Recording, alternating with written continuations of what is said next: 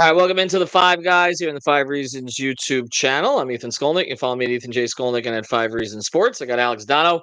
You can follow him at Alex Donno. We've got a combination episode today. We try to cover South Florida sports kind of from the top view a little bit and put all these things together. And there are three teams in town. Well, really four. I don't count the Marlins. There are really four that have things going on here over the past couple of days. We will get into three of them. Before we do, I want to mention a great sponsor of the Five Reasons Sports Network, our friends over at Water Cleanup. Actually, just spoke to Michael yesterday. Reach out to Michael Robert and his team, Water Cleanup of Florida. Again, if you've got leaks in your home or business, they can take care of it. They got a ton of experience. They got a ton of Google review, 5-star Google reviews. Again, they do the leak detection, and they do the repairs. They'll work with you as you're working with the insurance company. So reach out to them. Again, it's WCUFL.com. They're based in Boca Raton, but they service the entire Tri-County area. WCUFL.com. Water Cleanup of Florida. If you got the schmutz, they got the guts. And that's a good lead in because none of us had any guts. You said that you were considering the money line yesterday. You can still, by the way, if you want to get the Heat to win the championship, I saw Andy Slater, I think, put the numbers up today that they've come down quite a bit after one game. I don't know that I would go that far. Yeah. I don't know that I would go that far. Well, I mean, I guess the thinking is that if you somehow got through Boston, the rest of the Eastern Conference, I mean, come on. And then it's a projection that maybe Jimmy comes back before the 4 to 6 week initial diagnosis and thought process. And maybe Rozier comes back, and then all of a sudden you make one of those runs. And I think it's just hysterical fear of the Heat, honestly. I just think if you're making that bet, it's because you're like, okay, they've done this sort of crazy bleep before, so they'll do it again. This is crazier though, Alex, and kind of what we're going to tie together today is we've got three things going on, and you should check them all out here. We've got Alex Baumgartner, who was on the show with us a couple days ago. He's actually in Tampa as the Panthers are trying to go up 3-0. The news there is no Lomberg. He's still sick, and Bennett is going to be out for at least a week. So they've got some changes. Okposo is going to play his first playoff game, I guess, since 2016, when I think he was an Islander. So they are going to so they're a little bit of a lineup change there for the Panthers. The Dolphins, of course, they draft tonight. We're talking about maybe another receiver, or more likely, I think, an edge rusher or an offensive lineman, but we'll see how that plays out. We've got a stream here on the channel starting at 7:45. Lewis Sung and the rest of our team, they're going to be hosting that one. And then, of course, the Heat, who play Saturday at 6 o'clock.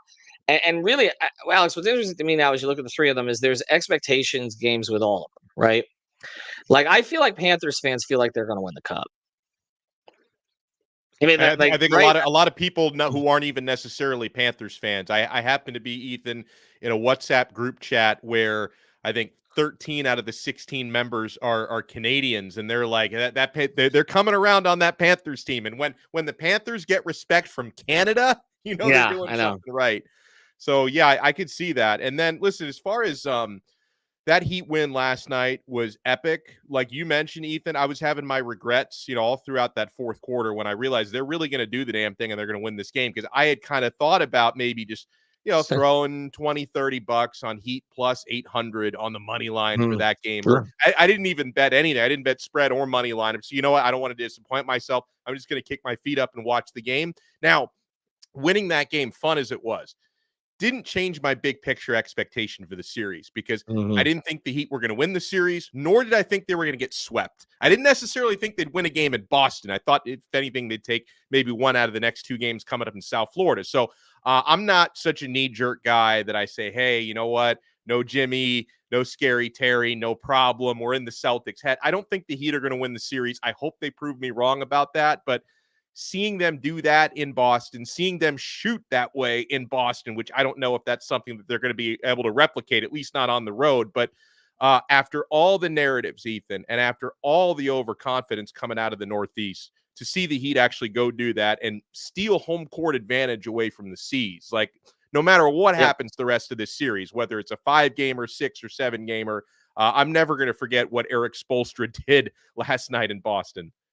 Yeah, and you got to give credit to a lot of people. I think we actually gave a little bit short shrift to Bam on the post game show yesterday. He was terrific, obviously, but Tyler played arguably his most complete game in a Heat uniform. I think that if you look at the stakes, you look at the way that he controlled play, controlled himself, uh, leaned towards the three, made the threes, but additionally the assist count.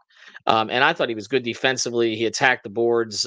So I mean, he was really good, and that it's a big moment for him. I mean, it doesn't necessarily change the future. I think we need to be clear on that, but it gives you a little more to think about because the one thing I will say about him and the rest of this group is they are extremely resilient. Like they just are individually and collectively. And we saw it last night. Caleb Martin has really struggled. His shot has looked broken. He makes 5 threes last night. So it is, I think, in the big picture context here, it's one of the more unlikely wins that they've had. Now it'll get lost to history a little bit if Boston wins the next 3.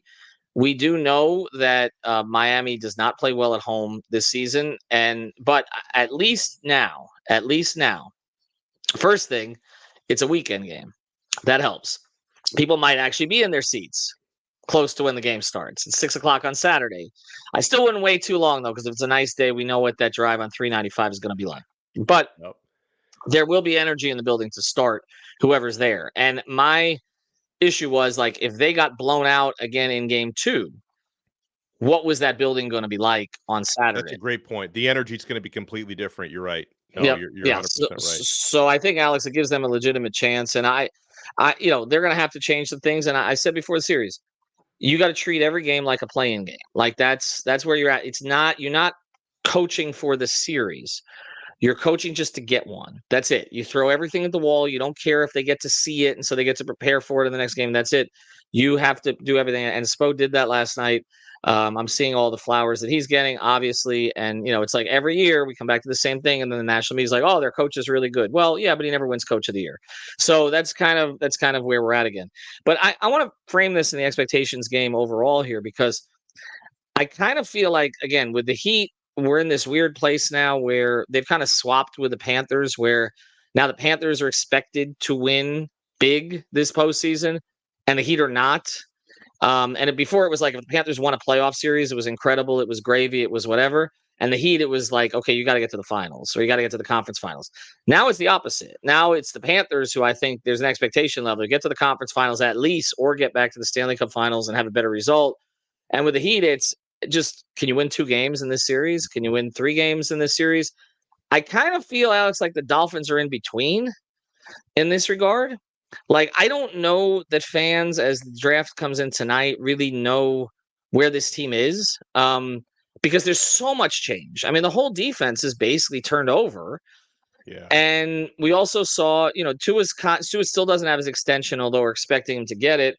And we kind of saw them collapse down the stretch last year. So I feel like any enthusiasm that had been built up has now been tempered. Does that feel right? Oh, 1,000%. And it's like, as someone who's followed the Miami Dolphins for my entire life, and I've covered the Dolphins off and on throughout my entire adult life, I feel as though the Dolphins are, and I know I've said similar things on this show about the Miami Heat, but from a different perspective, because the Heat have actually won championships and made deep championship runs, which the Dolphins haven't done, decades ago was the last time they made any deep playoff runs or anything like that. But I do feel like this current cycle of Miami Dolphins football, I believe that this cycle is closing, and a lot of that has to do with the capocalypse, the salary cap Right. situation that they're in, which is only going to be more complicated once Tua does that get extension. He's going to be taking up a big chunk of the salary cap that he wasn't previously. And if you couldn't get it done the last couple of years with what is probably a better roster on paper, what Hmm. makes you think you're going to get it done over the next couple of years with what should be an inferior roster? Now, a big part of changing that narrative for the Dolphins would be nailing this coming draft, which starts tonight with the 21st Hmm. overall pick, really getting the right players. You got to hope that Anthony Weaver, the new defensive coordinator, becomes a revelation and he can find harmony with his players in a way that Vic Fangio couldn't do. And of course, you have to hope Tua, who's about to, I'm sure, ink a very lucrative extension, become one of the higher paid quarterbacks in the NFL, that he can find the sort of consistency that he hasn't found. But I kind of view the Dolphins right now. Ethan, just in terms of the way the team is built. I view them the same way that I viewed the Florida Panthers prior to Bill Zito's arrival, because he has changed the complexion of that roster. And I say that because before Bill Zito got to Florida, the Panthers, they got into the playoffs a handful of times, but they just didn't have the answers when the physicality stepped up in the postseason. Like you remember that really fun regular season when Jaromir Jagr was here and they got to the playoffs, and then Jagr was like 46 years old. What happened when they got to the playoffs? Like he couldn't physically handle playoff hockey at that point. And they didn't have depth. They didn't have a fourth line or even a third line that was contributing to games. The goaltending was not consistent enough. They just didn't have it when they got to the postseason, right? Where Zito has changed the complexion and hockey's a very physical sport.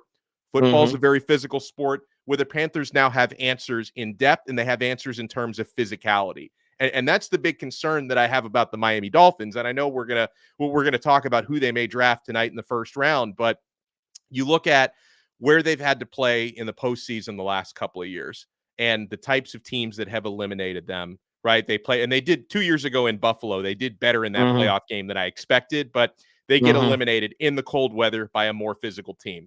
Last year in Kansas City, it was conditions where you probably shouldn't have even played a football game, but they get completely outmuscled, beaten in the cold by a more physical team.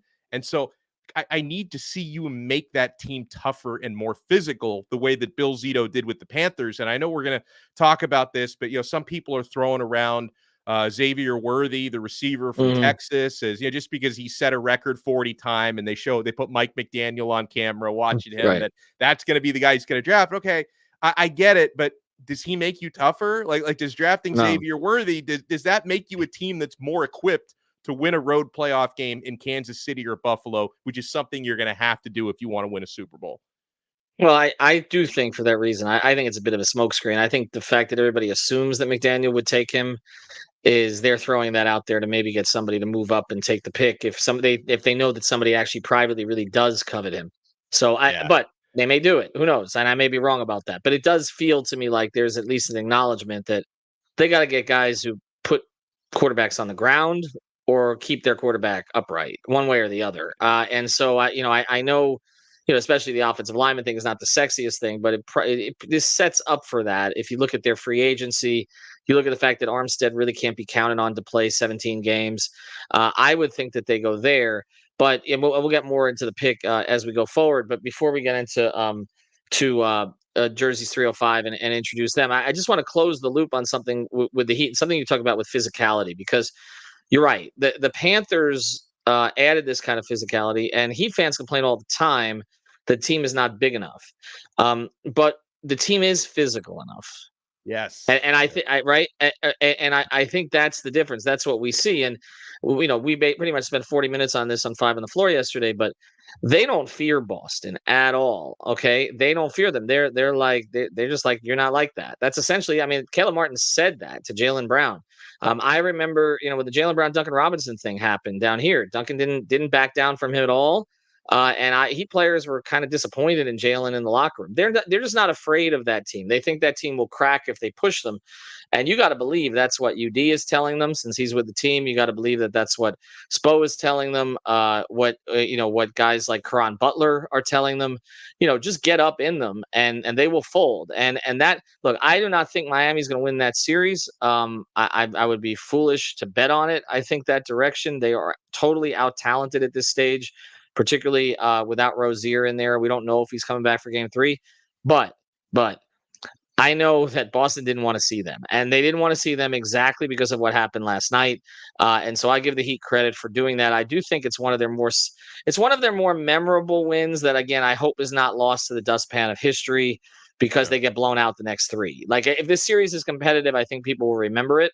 But the credit I give them, and the Dolphins can't say this, the Panthers are starting to be able to say this, the Heat have given their fans so many touch points over the years, so many memories that they're almost too many at this point. Like, it's like, oh yeah, that, we're like great wins in Boston. I've got like 6 off the top of my head, and that very few organizations can say that. All right, we are going to get more into the Dolphins here as we pivot forward. Again, I mentioned follow Alex Baumgartner, A Baumgartner 91 for coverage of the Panthers up in Tampa. unlike the local papers, we cover the Panthers where they go during the playoffs. So pride ourselves in covering all the sports here. All right, let's get to our sponsor. Hey, it's Ethan Skolnick for the 5 Reasons Sports Network. We've got a great new sponsor that fits with us perfectly. It's called jerseys305.com. That's jerseys305.com. This is your home for dead stock and vintage jerseys from the Heat, Panthers, Dolphins, Marlins, and the other local teams. Their mission was born from a passion for wearing jerseys of the old styles and the past players.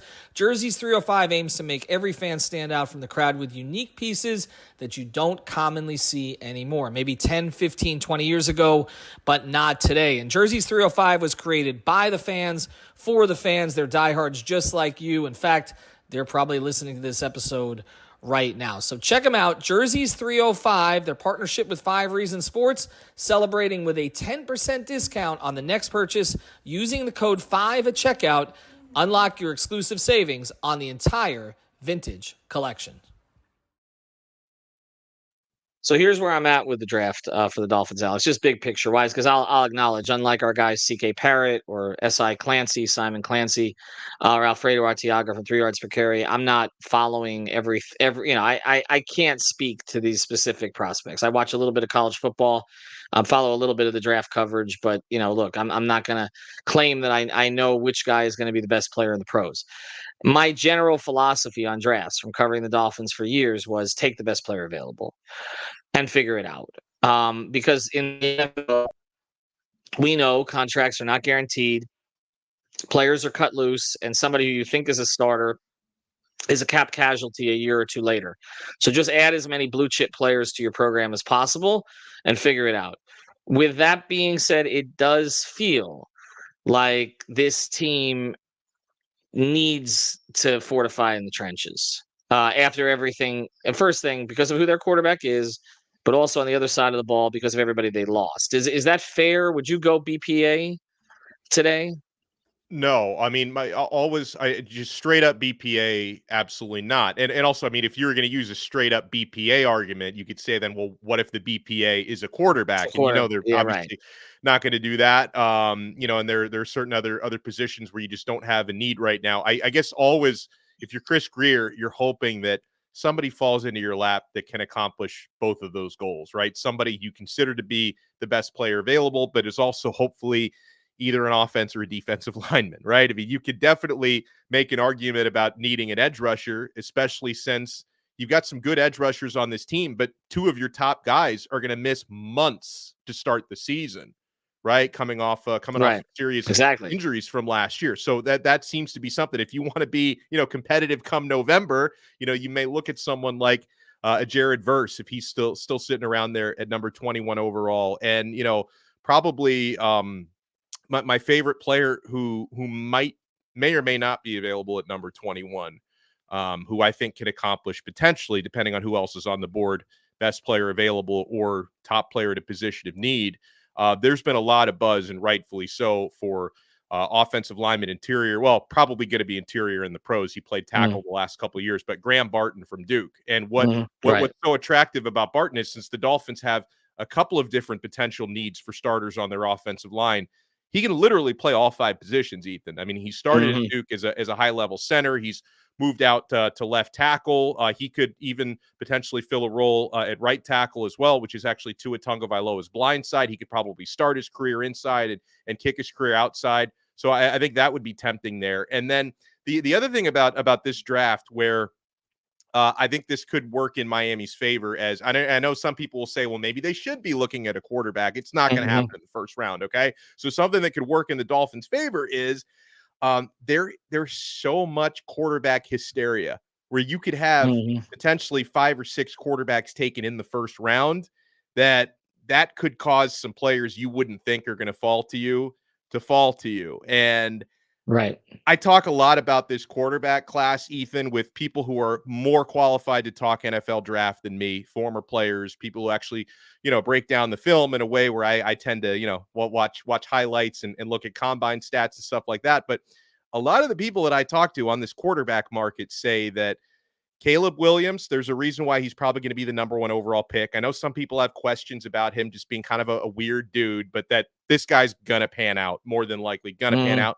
and that Drake May from North Carolina more than likely going Right. to pan out. But then there's a lot of concerns about the other guys. And some of these are really high floor, low ceiling guys. I've talked to people who have some concerns about Jaden Daniels, a lot of concerns about JJ McCarthy, some concerns about Bo Nix, who's like 30 by now. This guy's been around in college forever.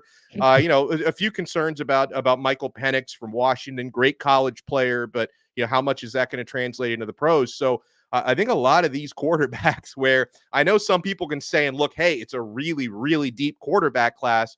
Are you sure that there's high demand for some of these guys? Maybe not all of them or not most of them live up to that.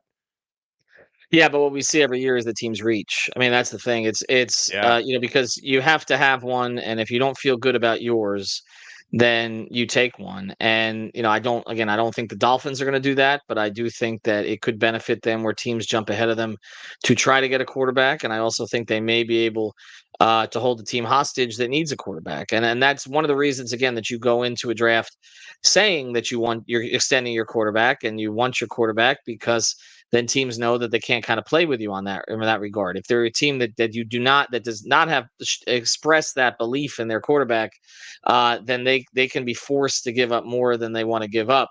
I want to go through this real quick. We did post something on 5reasonsports.com, so check that out. Spell it out, 5reasonsports.com. Here's what our crew picked for the draft, and we'll close with this, Alex. Lewis Sung, who will be hosting our coverage tonight on the YouTube channel, he believes Xavier Worthy. Wow. That's where he goes. Faster, that's for sure. Yeah. Eric Smith, who goes by OL Coach Smith 63. He's joined our team recently. And I can never pronounce his name, but Latu, I'm sorry. Yeah. From UCLA, the edge rusher. That's his pick. Hussam Patel, who's been on here, believes the Dolphins will trade down with Arizona. Very specific here, to get the 27th pick and receive picks 71 and 162, and thinks they'll take Graham Barton from Duke, which is somebody that you just mentioned. Yeah. And Mike Hernandez, you can follow him at Mike Hernandez DD. He likes Tyler Guyton from Oklahoma, the offensive tackle. And again, this is who they think they will take. It's not necessarily who they think they should take. So that's what our staff likes. We'll see. Again, check us out on the YouTube channel tonight. Just some additional programming notes here. First, we always tell you, Prize Picks, by the way, back in the state of Florida. Use the code 5, legal again. Our guy Alex Toledo won a lot of money there yesterday, so I guess it still works. I will check it out tonight. Use the code 5. Again, stream on this channel 7:45 tonight. I believe the guys will be on playback doing a Heat stream there tonight. Talk about last night's game. That'll be sometime tonight as well. And look for a new episode of 5 on the Floor. Alex, appreciate it. You and I will be back on Tuesday. By then, the Heat will have, what is it? Oh, they play Monday, right? So they'll have a 3-1 lead in the series. Of course. And the Dolphins will have drafted the best players available through all 7 rounds. Yeah. And the Panthers have eliminated Tampa, right? That's it's the hope. One of those 3 things may happen. Have a good day, everybody.